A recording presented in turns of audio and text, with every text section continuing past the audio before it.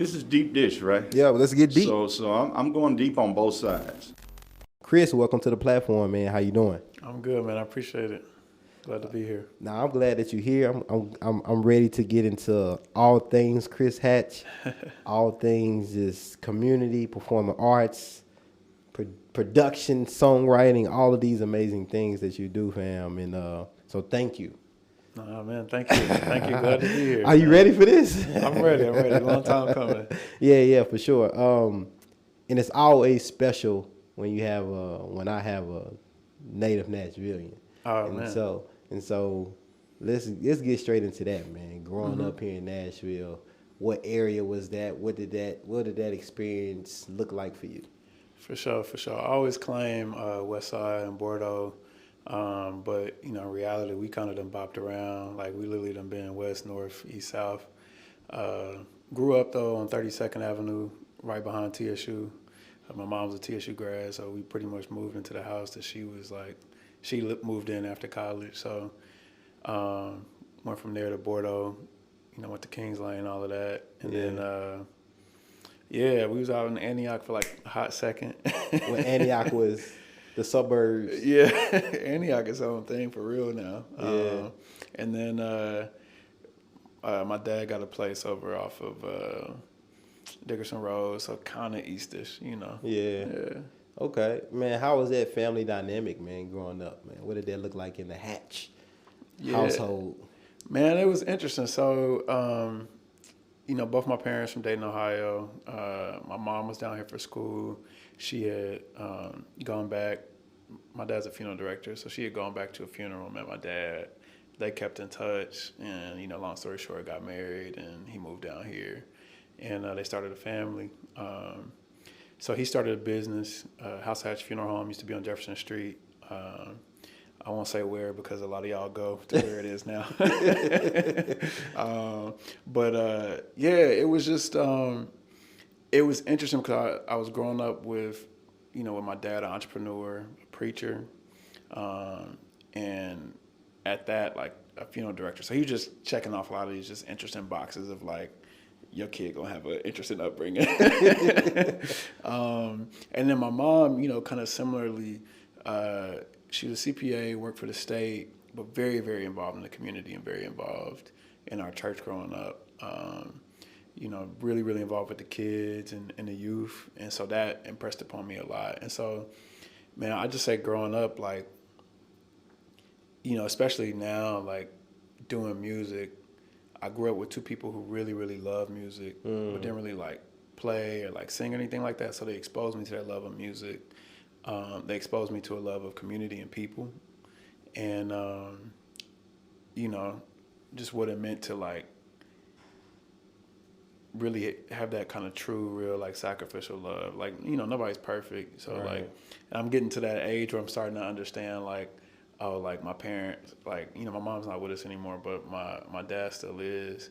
And in either way, like, your parents are like, they're human, you know what I mean? So like, you go through those periods of like reflecting back on things. It's like, oh man, like, Yeah. the things that they were trying to navigate and deal with, like, I thought they were superheroes and they were probably, just as scared as I am, you know, sometimes dealing with things. So, yeah. Yeah. It is crazy how you look back and, like, my mom had me when she was 20. Man. Yeah. Right? And my dad was 28 at the time, right? And so only a few years older than me now.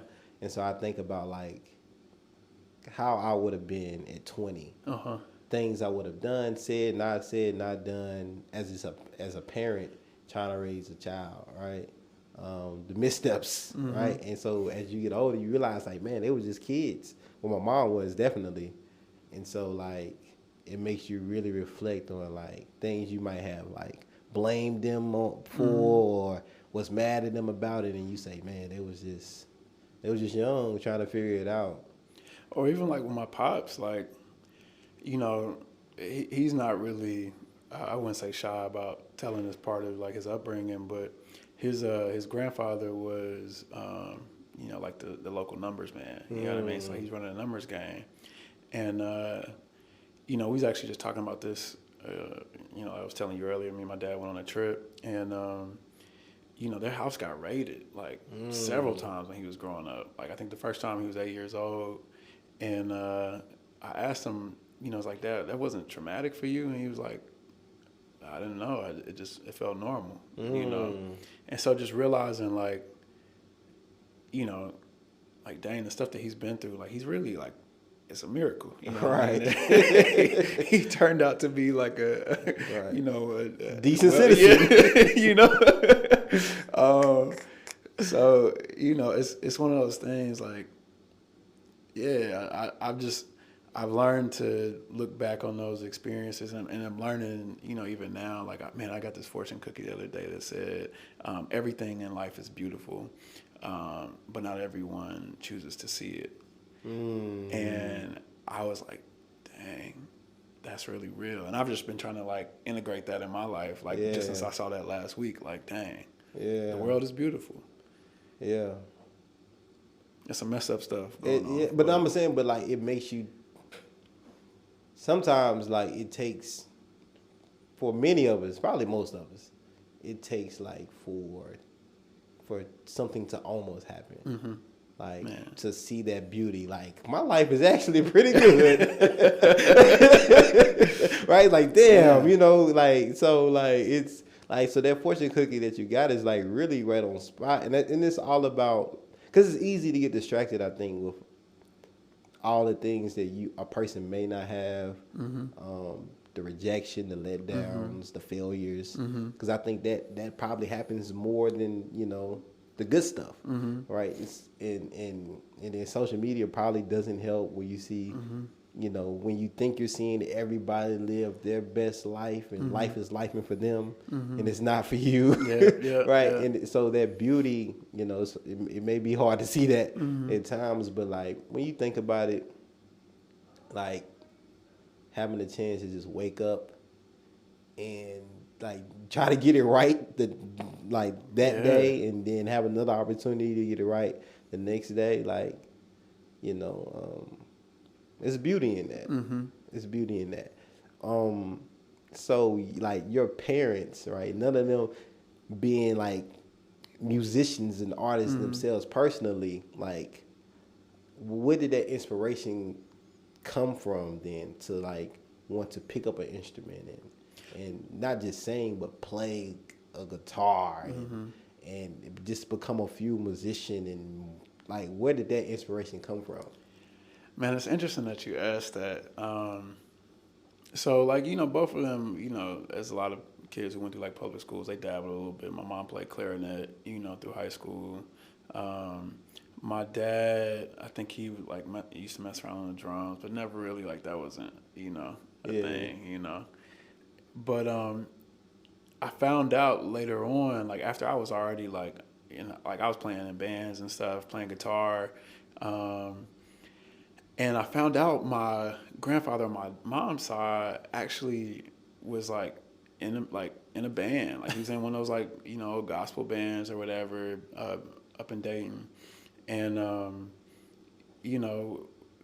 amongst all the other things that he was managing to squeeze into his schedule, like managing properties and working 60 hours a week at the GM plant and doing like odd jobs around the city, like he was finding time to like practice and go play gigs with his band and stuff. Like, and I didn't even know that growing up. And there's a picture of me, ironically, sometimes we would go up to Dayton for Christmas. And so one Christmas we were up there, and there's this picture of me. I'm like 5 years old, and I get this like toy guitar as a gift, and it's like me like playing with it in my grandparents' living room. And so looking back, it's like there's something about that I feel like carried through, and even though my parents didn't necessarily like they weren't playing music or whatever, they were lovers of music. My dad would tell you to this day his life dream is to be one of the Temptations. Like, if they called him right now, he'd drop everything. I'm telling you, bro. And like, that's funny. It's him and the Temptations and James Brown. It's my mom and like Luther Vandross, Stevie Wonder, Whitney Houston. It just really having that just like played in the house. My dad would like he's waking up with the radio going. It's Right. 5, 6 in the morning. He don't care. Like Right. we jamming. It was that kind of experience. I wonder, like, what, because the genre of music that you play, it's a wide range, right? It's like a little bit of blues, a little bit rock and roll, jazz, some R&B in there. So it's like it's a melting pot of like just great genres. How did you end up there? Because, like, it could have been easy for you to turn on BET, uncut, right? And then like, oh, this is what I want to do. This the life. and like just like this, like just growing up like around your peers, like with like especially like late 90s going into the 2000s, like especially being in the South, like that's when we started to dominate like the hip hop genre specifically, right? So take us through that process of like finding that style for yourself. Yeah. I think I think it always starts in church. Because church, for whatever reason, can, and depending on where you at, like encompass so many different genres, right? Especially as things have kind of proliferated now. You look at, say, like Maverick City Music, where it's like they're mixing in like that traditional like CCM that is very like kind of like arena rock kind of vibe, which I like that too. Like, the influences there, like U2 and some of those type folks.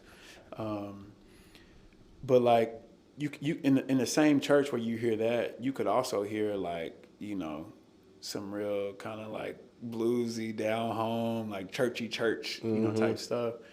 And so I think growing up in, first of all, the church I grew up in was kind of crazy. Like looking back, the minister music when I was growing up was, he played behind Bobby Jones on the television broadcast. And so like, we were having church. I mean, there'd be times where he would go stand on the other side of the keyboard, play it upside down. Like, it was like he was showing out. Yeah. It was full on. But like the youth choir director, he ended up leaving the church because his R&B group got signed. His R&B group was Silk. Like, probably don't leave the church,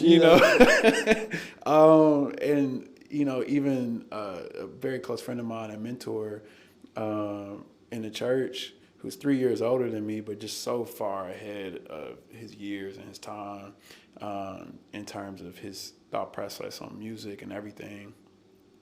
He's he's over the music ministry at Mount Zion now. So like just coming up under like people who were just talented and just had like that heavyweight kind of ability, I think was amazing.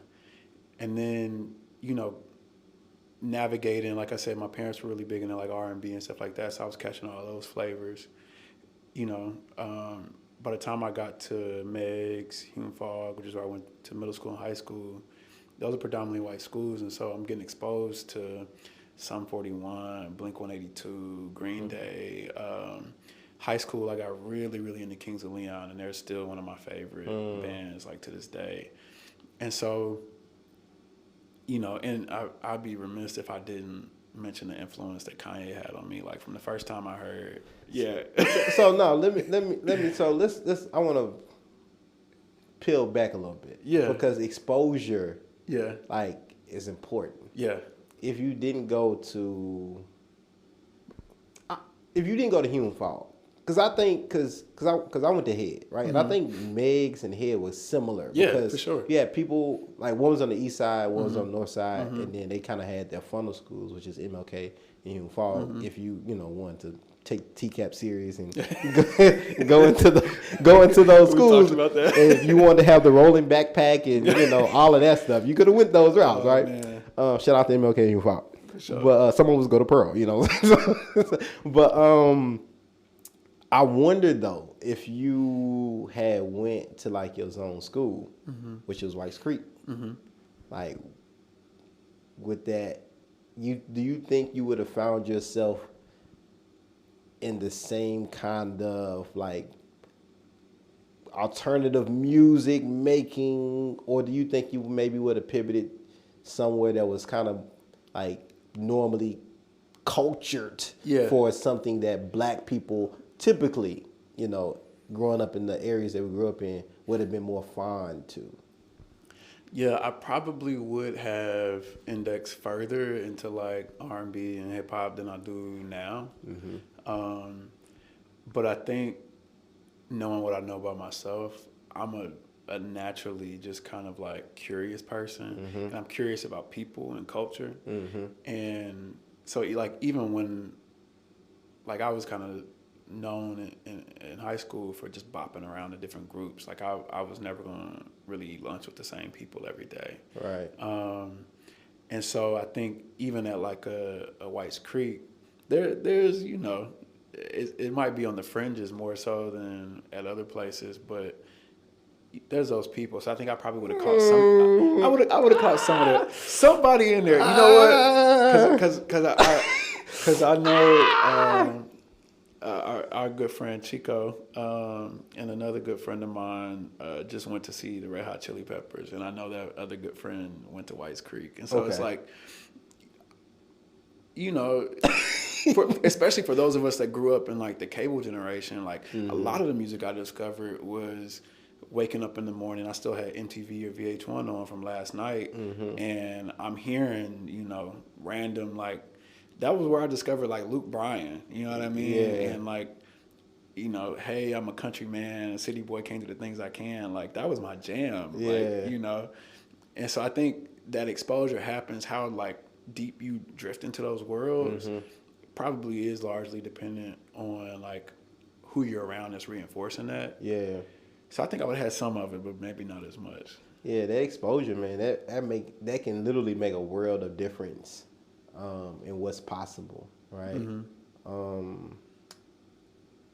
Because reality is like, I was, we've talked about this before, like I, 4 to 5 days a week was at our church. After school, my mom was teaching Bible study. She was, working with the kids, tutoring, like all of that stuff. And so we, our church was like down the street from Preston Taylor. You know what I mean? All the kids that I grew up with, like they were, my first Yo Gotti CD that got burnt for me came from church. You know what I mean?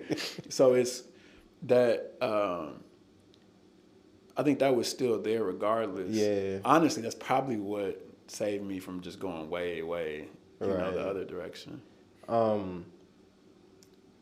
I want to kind of pivot back. Shout out to Malcolm for burning the CDs back in the day. Hey, man, I was a CD burning master. Boy. That's when laptops had CDs attached to them, right? Yes. I know more. Got to get that external. Going back to church, man, because I think this is like just a recurring theme I've heard. Man, I used to go to church a lot, like Temple, right? I'm talking about Bobby Jones, that's his church, right? I didn't know you went to Temple. Yeah. That's where I'm at now. Yeah, shout out to Pastor John Wright, Uncle John Wright.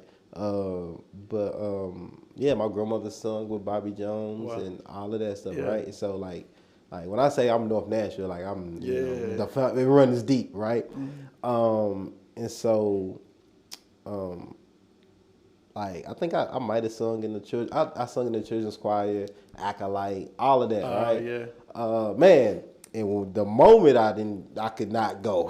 Yeah. Like because it was exhausting. It's a lot for a child, right? For adolescent, or whatnot. So I'm curious. Are you active now and going to church? And did that ever waver? Any, especially like church and kind of the music that you make, it's a little different. And like how's that balance been and how's that kind of that's because that's a core, right? That's like kind of where you found the inspiration. So how's that kind of been balanced as you matured in music and as that kind of looked and sound a little different from what's happening in the church and church has changed, right? And your participation in that. How's that all kind of play a part in your maturity? So, I went, like I said, we were in church, 4 or 5 days a week.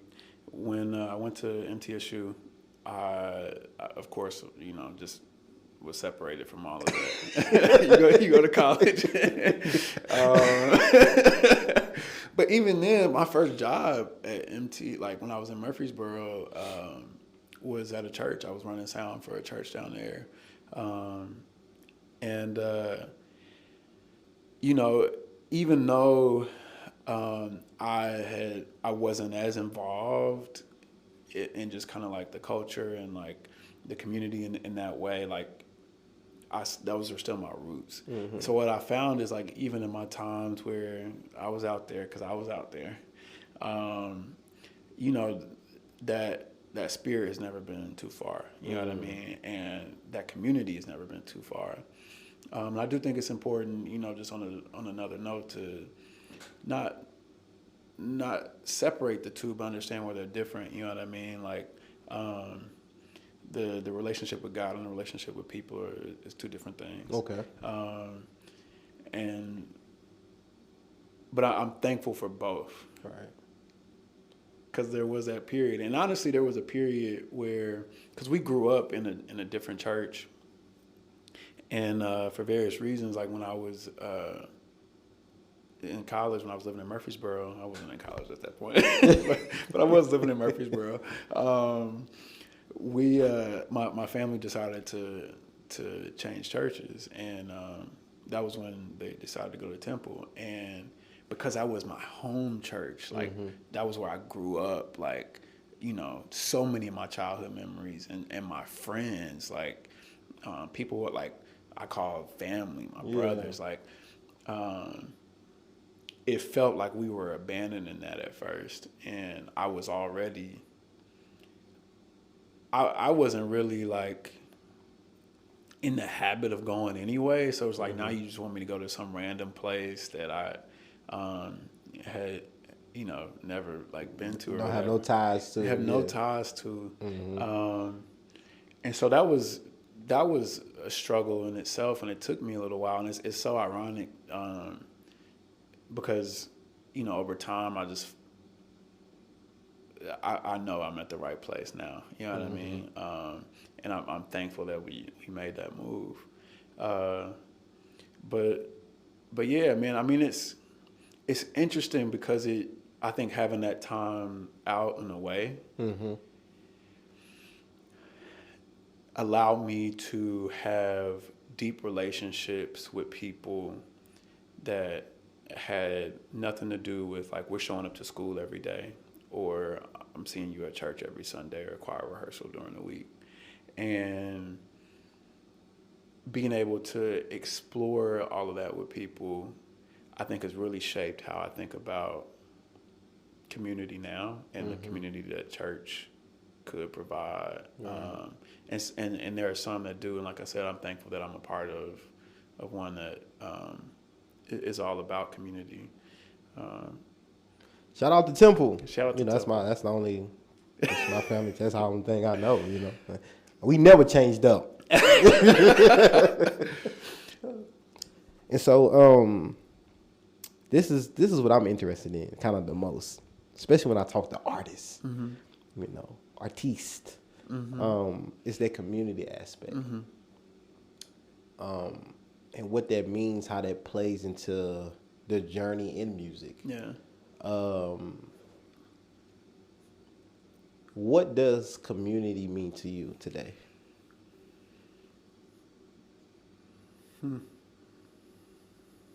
I knew we were gonna get to like the deep question part. Here we go. Here we go. Man, it's interesting. I think for me, community is about a lot of things. I think it is about love and respect. I think it's about give and take. I think it is, and just on that give and take piece, I think it is about understanding that sometimes that's lopsided, that doesn't always mean 50-50, as Pastor Drumright will say sometimes.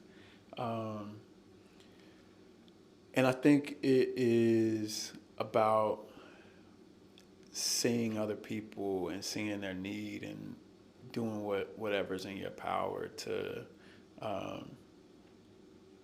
help meet that. You know what I mean? It doesn't mean like, you know, everybody can't, you know, be at the soup kitchen. Somebody got to be over, you know, taking care of some other piece of the community. But I am one of those people that thinks, you know, when we all do a little something, it means a lot more of us have what we're supposed to have or should have. Right.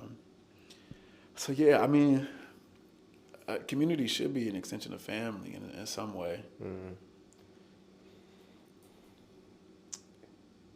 Music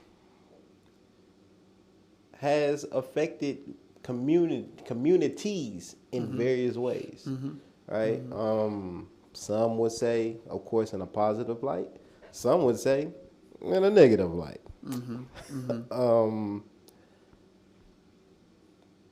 What are your thoughts on the state of music and how it has affected community? And we can even be more specifically the black community, right? Let's just start there. Man. It's just your thoughts on it. Yeah, you know? no, I mean, you know, if I'm going to be really honest about at least my view on it, and I'm going to talk a little bit just about like local community, but I'm also going to talk about like the industry and just what I've seen from it, having friends who are, you know, deeper in it. Take us there. You know, I think the wonderful piece about music in the black community is, one, it has our expression. I went to Fisk University, so, man, the spaceship just powered down. I think the thing with music, so like I went to Fisk University, you know, home of the Jubilee Singers, and, you know, what they really did was take the power of music and expose it and expose their experience and expose the trials and tribulations, the joys through all of that to audiences that had never really had a chance to view the black experience through art, not just in the news, not just in folk tales and stories, especially because a lot of the audiences they were performing to were northern audiences. So like their view of slavery was, you know, distant, right?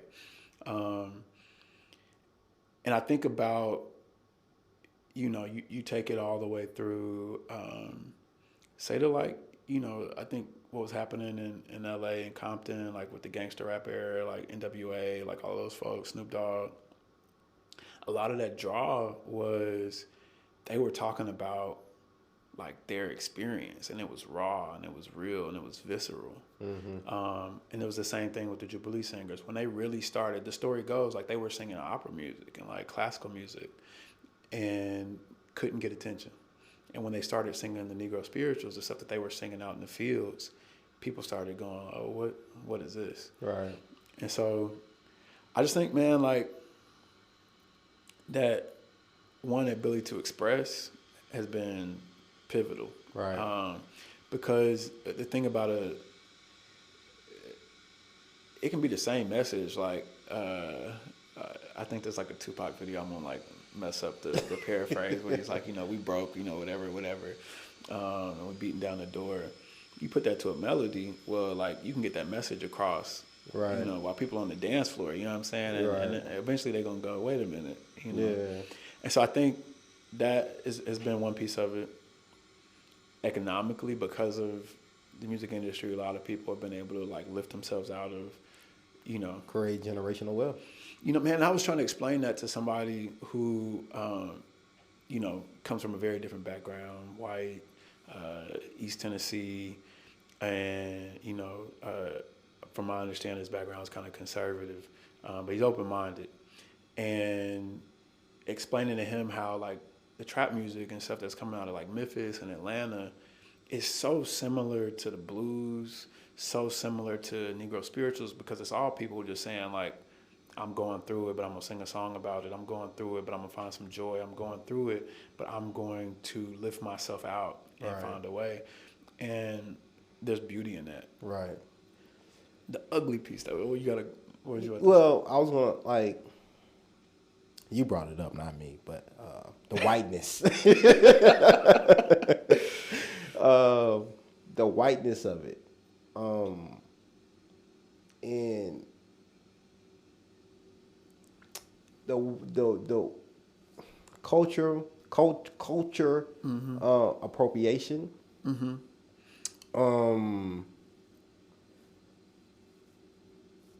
One like your the music that you make, right? Like this, some of it, like rock and roll. Many people credit that to Elvis, right? Right. But we know, like Chuck Berry and others that was before him, were who influenced them, but were the inventors of what we call today rock and roll, right? And I bring it up to say that you're in a very unique place in music because is it fair to say that your audience base is probably going to be white, right? Is that fair to say? So I think for some of the older stuff, and so like for the people who don't know, like it used to sound a lot heavier than it does now. I mean, and even like before doing like my like solo stuff, like debuting as a solo artist, I was in a rock band. Like we were, we were. Not to say that black people don't enjoy rock music. I want to make that clear too. But we know there's like it's obvious of what type of genres like racially that we gravitate to based on like our culture, and like we know hip hop and rap. That's gonna be primarily and dominated by black folks, black and brown folks, people of color. Rock and roll, on the other hand, now is we know what type of audience that's gonna bring, a wider audience. Country music, a wider audience. Even though all of these things have black people behind them as far as the initial start of them, right? But we know now, like we see the kind of the ratio, the demographic ratio, right? And so I just had to point that out and make that clear that we enjoy those music too, but like the majority, the primary listening base, is probably white for you. So. And I wonder, how does that make you feel? Well, so like I was saying, where we were, definitely. I think right now it's a lot more of a solid mix. Okay. And interestingly enough, I think some of that was intentional in the sense that the more I really tried to hone in on like what is that blend for me, like what is my unique expression really sound like? What are the elements, and like really. Right. Not necessarily getting formulaic about it, but like getting very intentional about which pieces I want to pull from. So like I said, Kanye was a big influence. So pulling in like the kind of soulful drum programming on top of like, they might be R&B chords, but they distorted and they heavy, you know what I'm saying? And, or, even some of the melody lines, I'll tend to pull back and forth from like R&B stuff to like real kind of rock type style, and Prince is a big influence because I think he did that probably better than anybody. Prince, you just give me a lot of stuff to just throw at you, man. He did put the slave in his beard. Yeah. Right? And we talk about whiteness. Yeah. Right? How do you feel, and how do you, I guess, intend to navigate? You touched on it a little bit as far as the industry, when there's like predatorial kind of people that want to just like take your shit and own it and in a sense prince you, right? To where where like you a slave, you're working for them.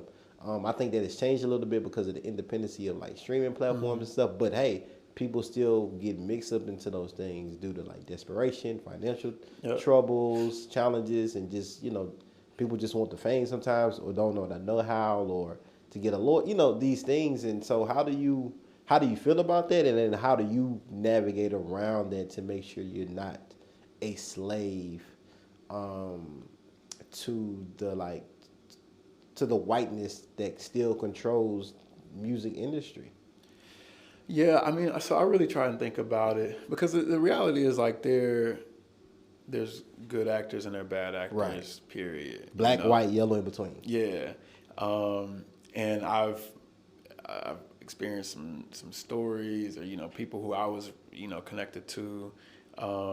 Honestly, like one of this like business situations I was in, I wouldn't have known to get out of it if it wasn't for the fact that I heard another group of people talking about a friend of mine who was in a really bad deal. And then when I got offered a similar situation, I was like, I don't even know why it's not good, but I remember them roasting this man. And so to your point, like, I do this thing called Happy Sunday sometimes on my IG, and you know, it's where we just talk about different topics in 60 seconds, and we focus on solutions, you know. And the solution at that time for me was, and I don't even know it took some time to get there, but like going back to school, which is how I ended up at Fisk. Fisk has a great program in partnership with Belmont University, thanks to the Khrys Family Foundation. And I was able to get a music business degree from Fisk University and take classes at Belmont. And, you know, being able to learn about the real inner workings of the industry, and allowing myself to be a sponge for that, I think was really like, you know, education is always going to, you know, help anybody out of, you know, most situations. Right. And so I think that in itself was what was beneficial for me. And I think the issue that we're seeing less of now because of the internet age and the information age, but still exists is, you know, people just don't know what they don't know, you know. Right. I think that's why people end up walking into some of these situations because you see a dollar sign and what looks like an opportunity, and you don't really know that there's another way or, you know, just even negotiation tactics, and understanding leverage is key.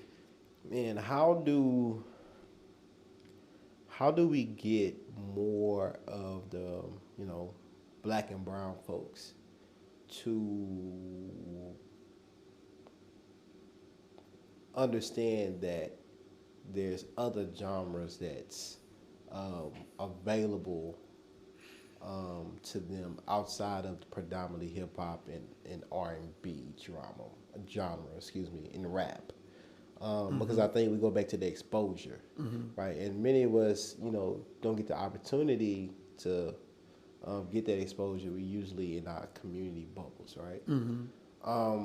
What are your thoughts on how, like, getting more black folks in alternative music, rock and roll, country, you know, these kind of genres that maybe don't seem as welcoming, right? But at the same time, like, we could definitely do and be top tier with it and have done historically, right? From a community standpoint, how can we address that? Yeah. Or what are your thoughts? So the old saying, you know, those who don't know their history are doomed to repeat it, right? I think understanding the historical context of how we are now in terms of like how race has been used to divide us not only socially but like culturally and artistically. You know, before we had the R&B and hip hop station, before we had the country station and all of that, a lot of it was just, you know, wherever you could get bandwidth, you know what I mean? Like wherever you could get a signal, you were hearing whatever was coming on that radio station, and it could be a mix of different things. Because in the radio era, like, you don't really know who's black and who's white, who's Mexican, who's Native American. Until they split it up and say hillbilly and race records. Exactly. So like understanding that history, right, where, you know, you start having people introducing this race records genre, and then genres really become a thing, but genre actually ends up becoming about dividing people based on like race and like cultural background. Like, I think understanding that piece of it to go like, oh, this part of how we think about culture was prescribed. Right. Not the culture itself, right? But how we were forced to like, and not just us, right? Like because it happened on both sides, right? Like, think like really understanding that history to, I think to then go, all right, well, what do I do now? You know what I mean? Like, well, is there something here for me? Like, is there something that I want to be able to expose myself to over there? Like, what happens if I explore? Do I like this? Like, dang, maybe I really like Paramore. You know what I mean? Like,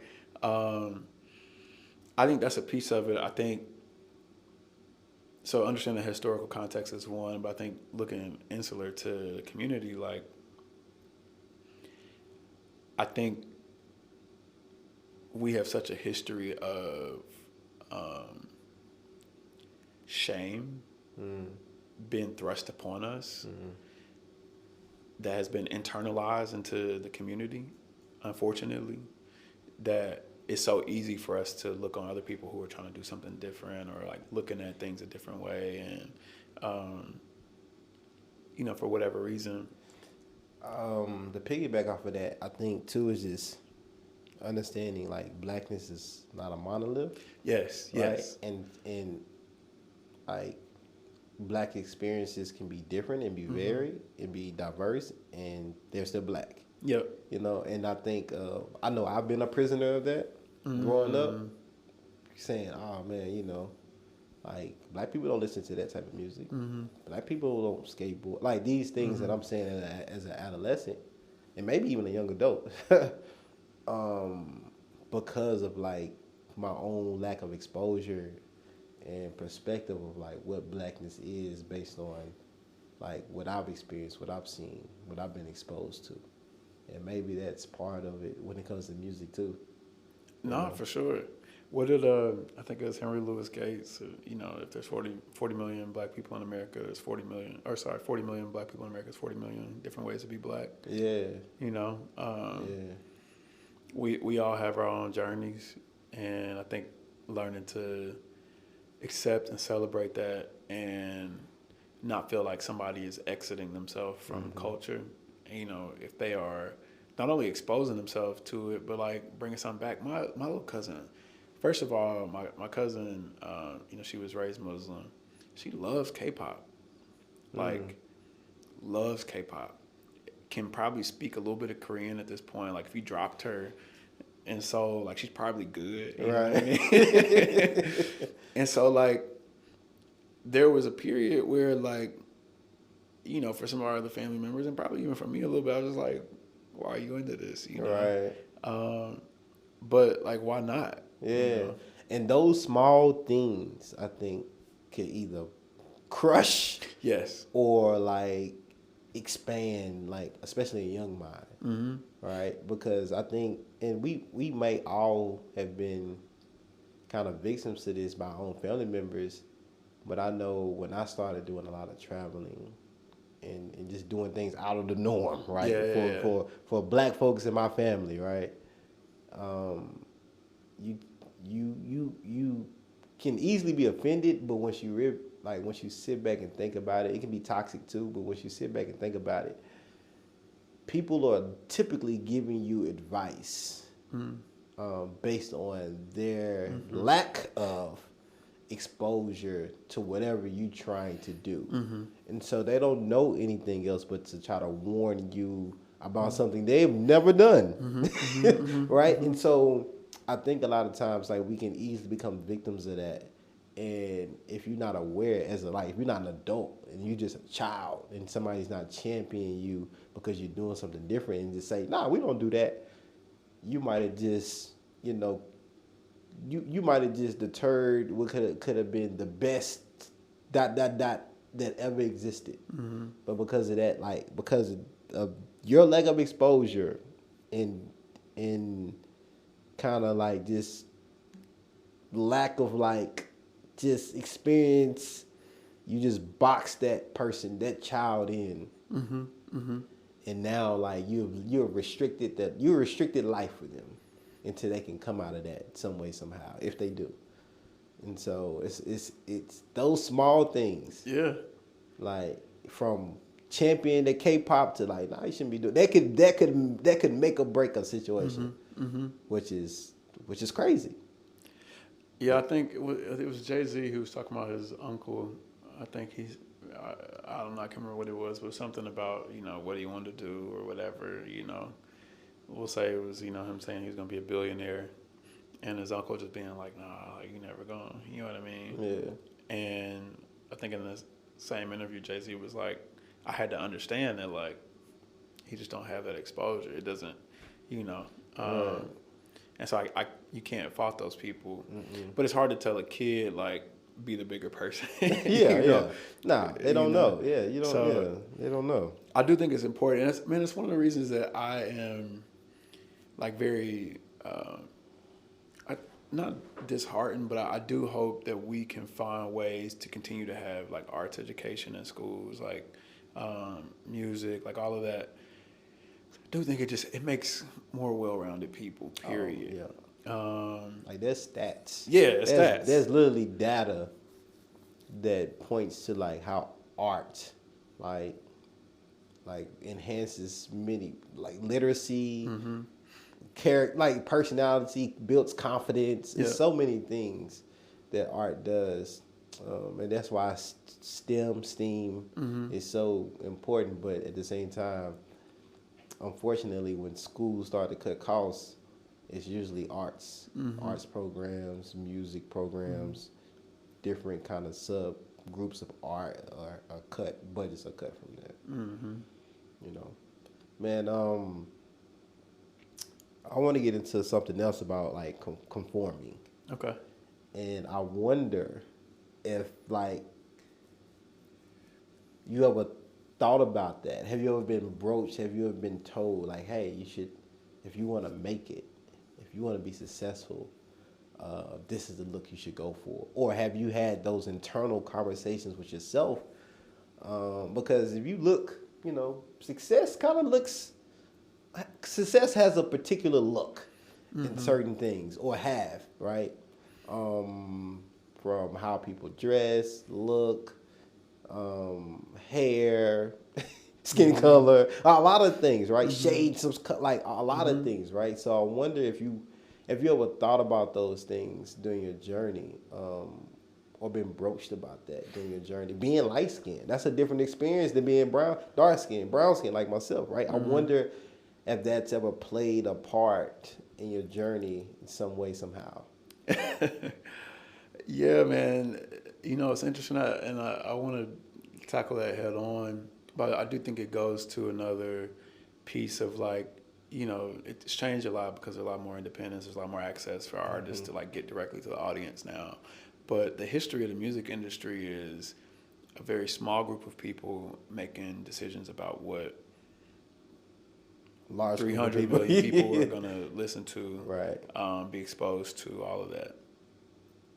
And so I think, as that has changed, I think we've started to see some shifts in like body positivity start to, find its way in music.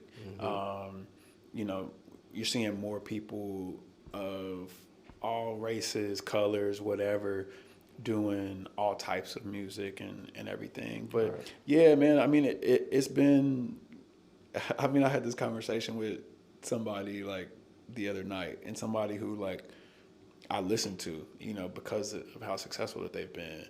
And, you have those conversations like, well, definitely got to get the 6-pack because if you want to go down this route. Because like a lot of what I'm doing now more is like, it's R&B, but it's with my twist. You know what I mean? Right. And like, I'm walking around the gym going R&B body, right. Going to pick up some weights, like, like, because that's the goal, It's just being transparent, like being really honest about it. And I think some of it is it's just marked, like, it's the nature of what it is, right? Right.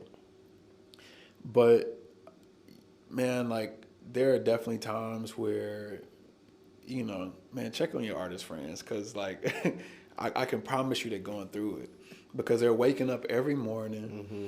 I was actually just thinking about this earlier. Like, a lot of people don't really understand what it's like to have to hop on a stage and, in a way, have your full body exposed. Not because you're naked, Right. but because everybody is literally just staring at you. Right. You know what I mean? And in a 30-minute set, they got a whole lot of time to analyze a lot about you, about your body, about your voice, about your look, what you decided to wear that day. Oh, I don't like those shoes. And if you really care about having a career in this, you're always trying to optimize for pleasing that audience. And so it can be a very mentally taxing exercise, because it's you. You know what I mean? Like, people, marketers will tell you, you got to be your, like, 10x amplified self, right? Yeah, but, like, when I was being myself, y'all said that wasn't, like, good, and you made me put on these clothes and, like, change this and et cetera, et cetera. So, like, I think, and it's always gonna be hard. It's always gonna be that trade off. Like, I think this generation, like, especially us that are, like, pushing through TikTok and all of that, like, people are kind of, like, fed up on that. You know what I mean? Like, and I think you're seeing more people go, like, yeah, whatever, or, like, oh, this person looks like me, and so I'm gonna go to that show. I'm gonna, like, listen to this music because I know they get me. Right. In a way that I think once you put money in the equation, record labels, they don't want to take that chance. All right, I got a spicy one for you right now. Spicy. Man. I like spicy. This is crazy right now. Okay. Talking about conforming. You talking about conforming, and kind of want to get into, like, what you would and wouldn't do.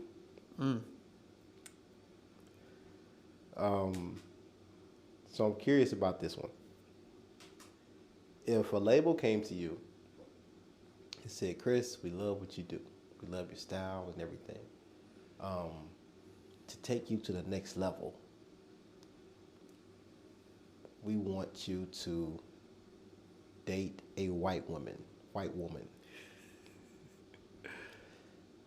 That's all you have to do. You have to be in a relationship public with a white woman. Is that something that you say okay? Or you like, what are you willing to do, Khrys? We want to know. It's interesting.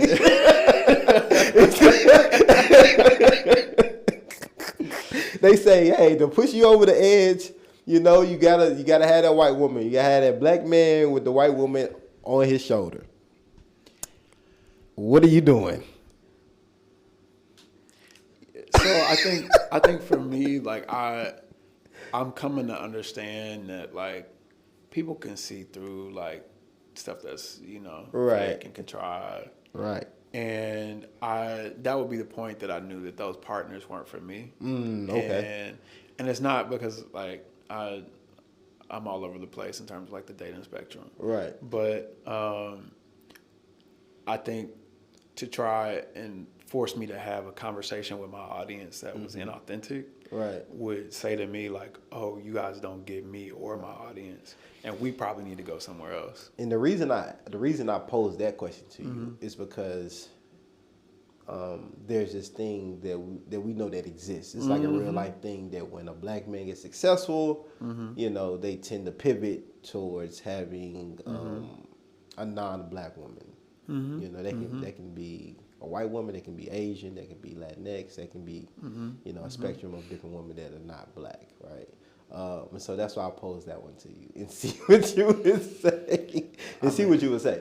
I mean, we get into your soul now. Yeah. Because some people will give up their soul for, that deal, for that money.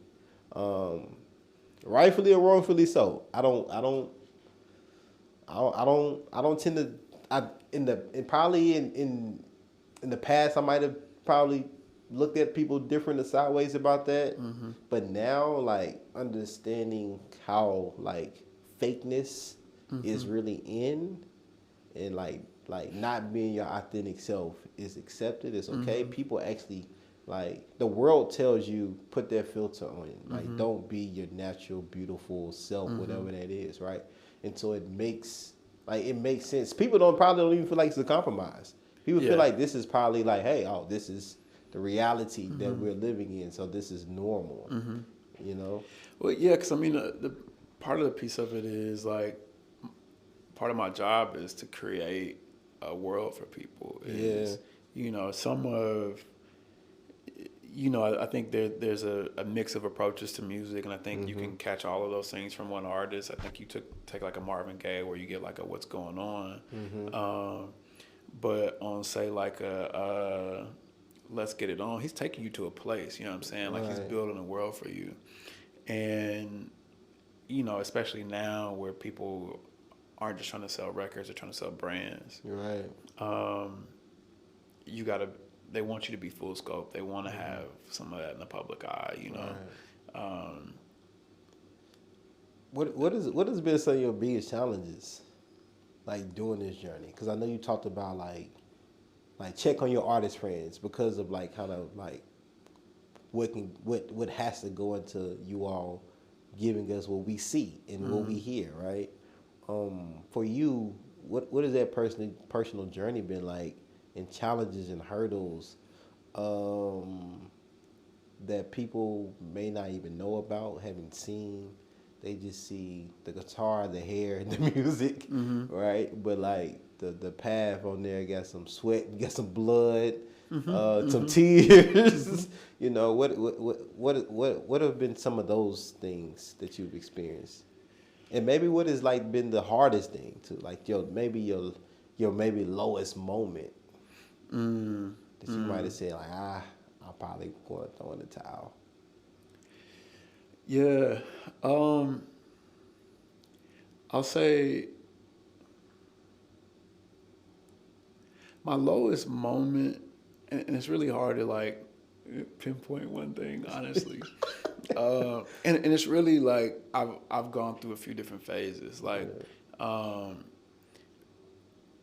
me and Chico breaking up Call It Dope actually was like not Call It Dope, for y'all that don't know, is the group I was in college and in the high school, and it's me and one of them, like my brother from another mother. You know, realizing where I was to blame and like his unhappiness with that situation, and coming to terms with that over time, you know, has been hard. And like, the accountability. You know, like, if you want to, like, honestly, that piece of it is the hardest part. Like, if you want to get better at something, if you want to get somewhere, at some point you're gonna have to look yourself in the mirror and be honest with yourself about why you aren't there yet. And just reality, like, you're not gonna like those answers sometimes. Right. Probably a lot of the time. And so I think that piece of it in itself, I think trying to figure out direction, because like there's some artists who just like, this is the thing I want to do, like this is the type of music I want to make, and they just go that direction. Like somebody like me who listen to everything, you know what I mean, and I've like literally written and produced like in like just about every genre, you know what I mean, or like have been adjacent to or whatever. And so that mental gymnastics of, well, if I make this kind of music, if I make this type of song, like, will it pop? Like, will it hit? Like, am I going, you know, and moving in all those different directions. You know, it's like that in itself is like trying to decide whether or not to move to a new city and having a list of like 10 cities to pick from, and they all kind of look good, but they all got their issues, you know what I mean? And you don't really know which one is going like, where you gonna go and flourish or where you gonna end up on the streets, you know? And so that in itself is just, it can be rough. Honestly, dating sucks. I mean, just being really, really honest, me and my manager talk about this all the time. Shout out to Big Al. Like, if people don't get it, they will not get it. And the time and the energy and the effort that has to go into, because you're essentially an entrepreneur, period. Yeah, for sure. And most of us are being entrepreneurs while like having a day gig or whatever that like funds the other thing or whatever the case may be. And by the time you get through your, you know, call it 12, 16 hours in your day, and you dog tired and ready just to call it, so you can hop up the next day and start right back at it. A lot of people aren't gonna get that, you know. I've come to understand that my love language is not quality time. Because I would, it's like explaining to somebody, it's not that I don't want to spend time with you. Right. I am like passionate about this. I feel drawn to this. I feel purposed by this. And it's just going to take this much time.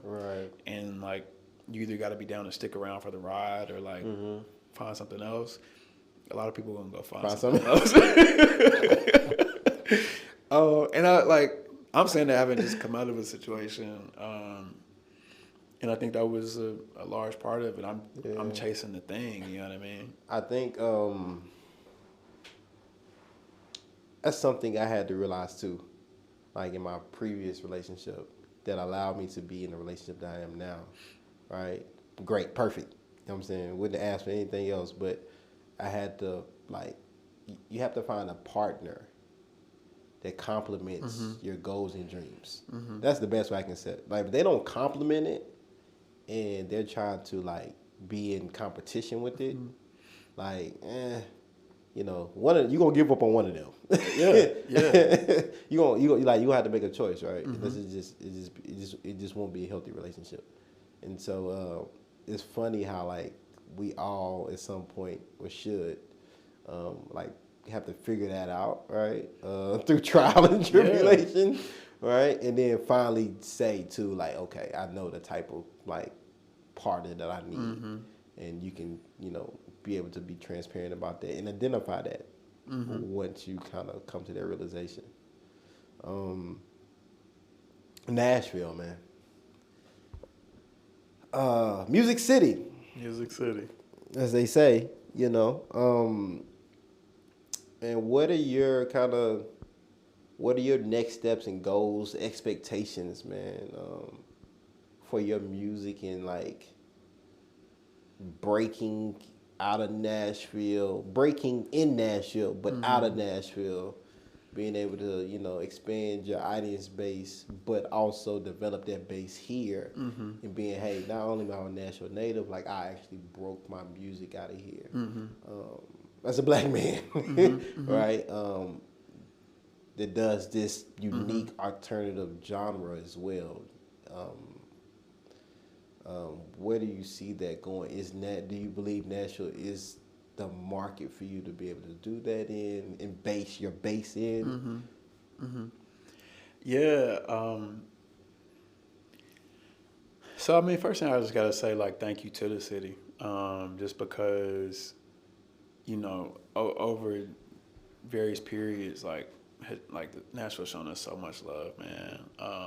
When we were doing Call It Dope, you know, there was a period where, you know, we were playing like pretty frequently, you know, more than I think we expected to, and more than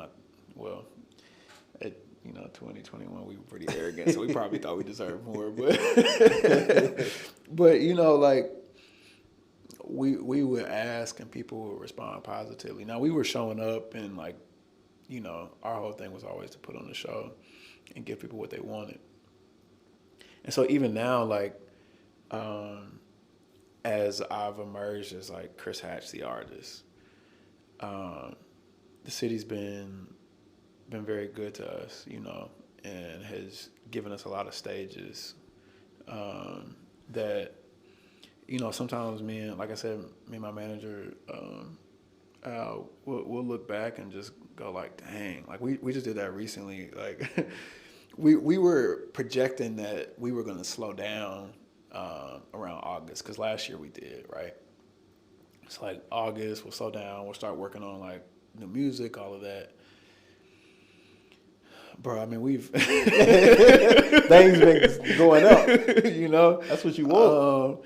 And so it's been good in that regard. And so I gotta like always give love to the city and the promoters and the audiences that have just shown us love. Mm-hmm. Like, I mean, like even doing like bar gigs and stuff like that, like where we were playing at the spot here called PH, just having people like pull up to like see us play covers at, like that's been love, bro. But I think too, man, I think I told you this too, but like your talent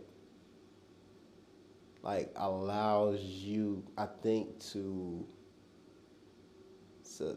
maybe not have to go through some of those other barriers. Oh, they there. I'm gonna say, like, when I say other barriers, I mean like, shout out to Big Al, we were just talking about this today too. Mm-hmm. Like, we was talking about like for hip hop artists, like the one of the main issues is like venues, and right, the venues not wanting to like book and have that genre in their percent. So it's hard to get exposure. Yeah. When you don't have the venue support. Mm-hmm. Where I say because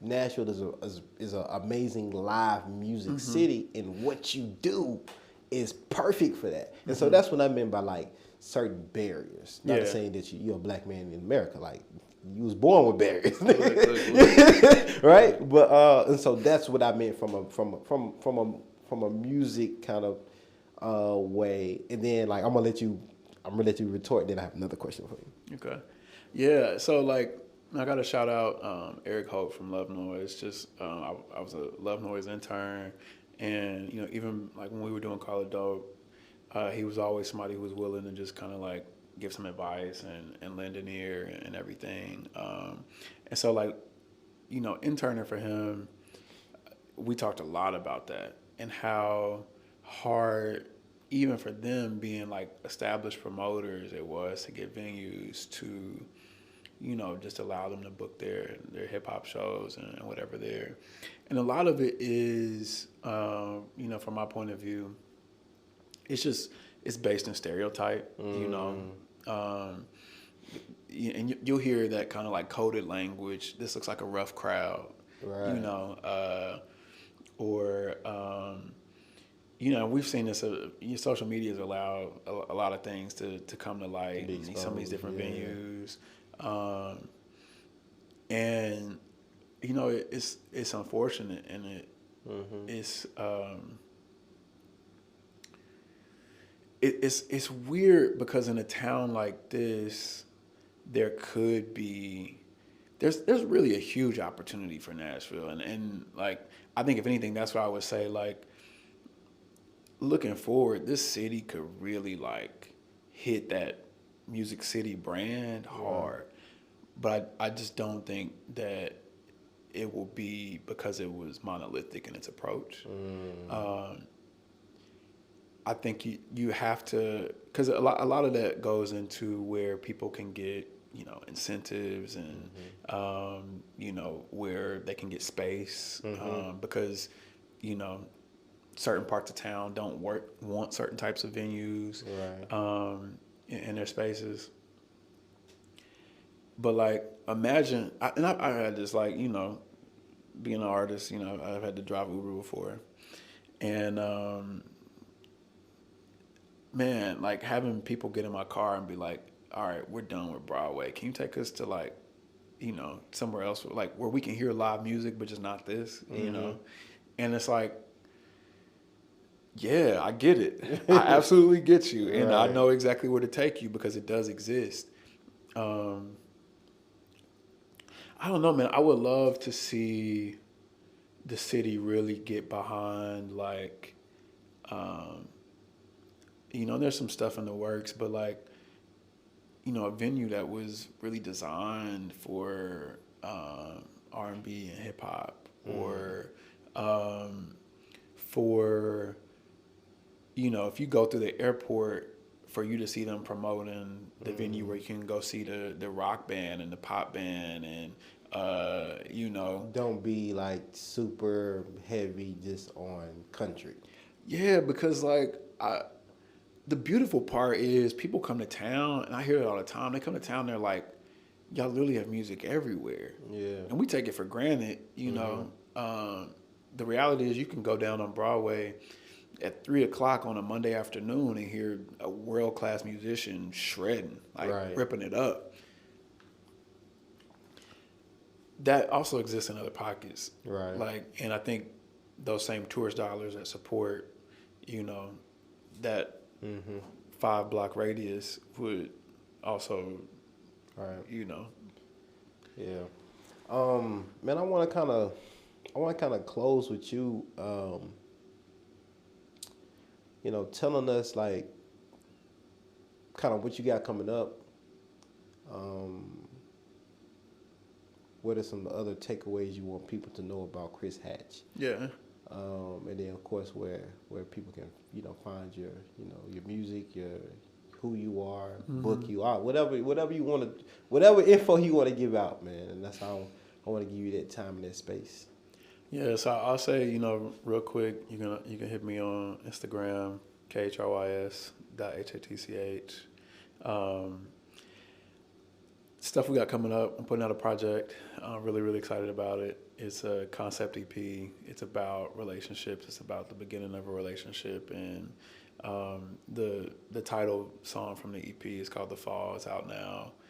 And it's really just about like that moment from when you catch somebody from across the room and you decide you're going to work up the nerve to go talk to them and like, what's up? All the way through to the point where you decide to be more vulnerable, especially like as a man, like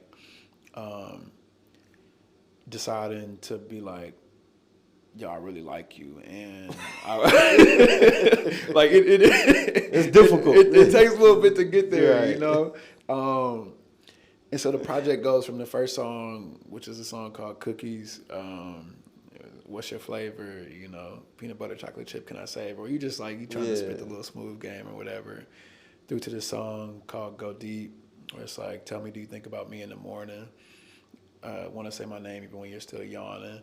If this how you feel, don't run from it. Never know, it just might be what you wanted. Don't give them too much, Khrys. Don't give them too much. I won't give them too much. But, I think that full scope of like the evolution told across 6 songs and 1 interlude. Really, really excited for it. It's got all the features are women, so it's me and like counterparts talking through the whole project. That's the type of relationships you like, right? Yeah, it's me. Multiple. He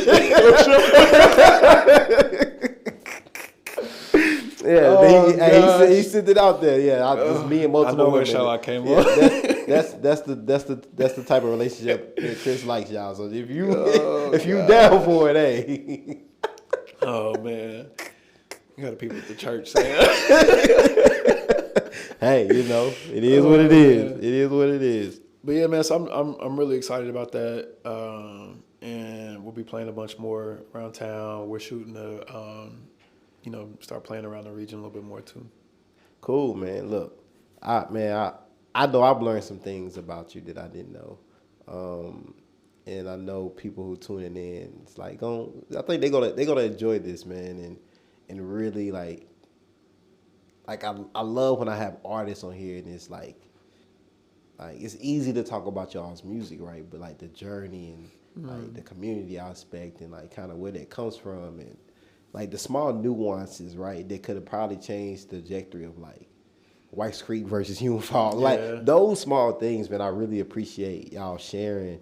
And I appreciate you coming and sharing just your journey. And I'm excited to see the latter evolution of Khrys Hatch and what that looks like, man, and representing the city here and beyond. And I just want the first Grammy interview, man. That's if you know, give me that media pass, you know, No, man. for sure, That's man. all that, you know, just let me get that. And you know, that'll be good for me. That's you, bro. You the real deal, bro. But I will say this too, man. Khrys, let me get an exclusive listen to the project, man, and it's dope, man. I really enjoyed it and the concept behind it. And then like all the other, I ain't gonna give up too much, but all the other promo that you got coming with it, it's hard, man. And so y'all stay tuned. Nashville, we got a special one, and so I'm going ahead and give you your bouquet of flowers right now, bro. because I think, you know what I'm saying, you special, man, and I just hope like Nashville recognizes that, right? The powers that be, and you don't have to go somewhere else for you to be recognized in a way. And you know, I hope that we're past that in Nashville at this particular point. But man, you always got a platform up here, man, and just talk your shit, get vulnerable, put it all out there, man. And thanks, man. Thanks for your time. Man, thank you. Love to be here. Cool, bet, man. Y'all check out Khrys Hatch. And y'all might catch me on the album or something one of these days. For sure. I'm like your daddy, if I can say. If I can say, oh my God, I don't be a problem. Man. Appreciate it though, Khrys, man. Man, thank you.